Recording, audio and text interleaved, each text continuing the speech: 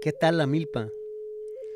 Out of the shadows, first the voice, and then the dark Indian faced, tattered clothed man emerged out of the dingy downtown Guatemala City doorway with a tray of trinkets in his hand. His question shook me. Why was he asking me how the corn was? The answer was immediately obvious.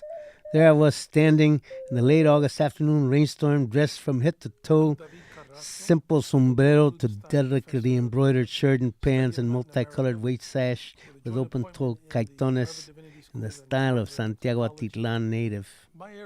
Instead of answering him, I thought about what led me to this. 3 months earlier, I had arrived in Guatemala as a first-year anthropology graduate student with a UCLA research project to study medical beliefs and behaviors in the highlands. I hired a couple of indigenous Atitecos as assistants. Diego, the younger of the two, was in his mid-20s and extremely intelligent and initially very critical of what I wanted to do. But in time, we became closer.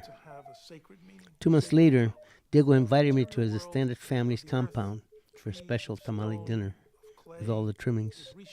At the end, Diego's beautiful wife richly gifted me with an indigenous outfit that I was wearing the day I left my town of Santiago Atitlan.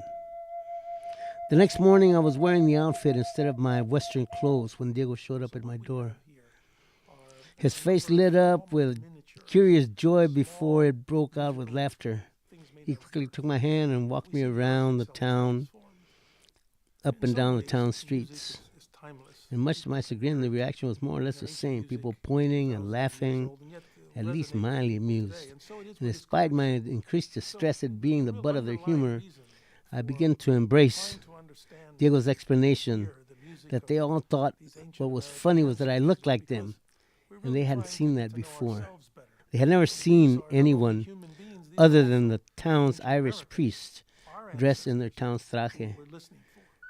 In no way did he look like one of them, but I did.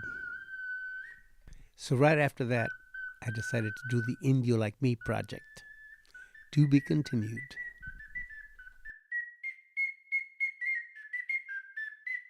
One of the things that's important to understand about Mesoamerica was not only was it the place of this primary urban life, primary urban generation, creation of the first cities, but it also was the place where there was a great collision between European cultures and indigenous cultures. And what this did was to destroy an awful lot of indigenous culture. However, what anthropologists and especially archaeologists can do today is they can use what I call the